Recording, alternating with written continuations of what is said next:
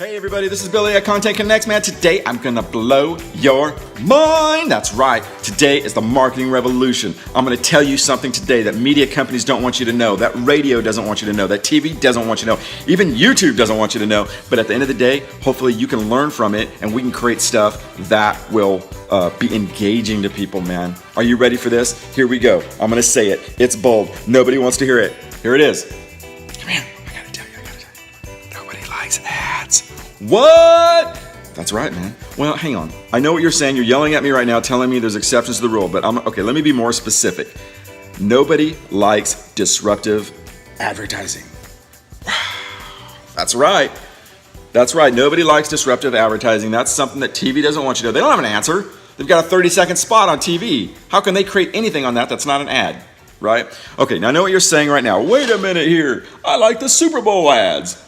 I like Super Bowl ads too, but those aren't disruptive, right? These companies build those commercials for the Super Bowl. It's part of the show, right? From A to Z, you don't get disrupted. You have awesome commercials that are for the Super Bowl, and you have the Super Bowl. That is not disruptive advertising, okay? You understand that? Do we get that? I mean, there is a billion-dollar industry right now out there creating things to stop you from looking at ads. Right? We've got TiVos, we've got Netflix, we've got Apple TVs, we have, fast forward on your cable boxes, right? So we don't have to watch the commercials. I put a poll up, man. I put a poll up on one of my sites a while back, and I asked the questions, what do you do when the commercials come on TV?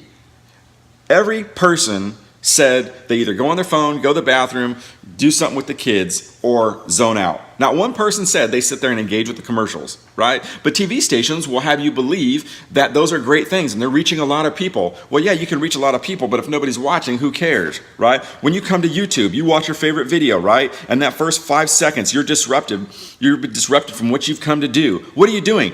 Forward, skip.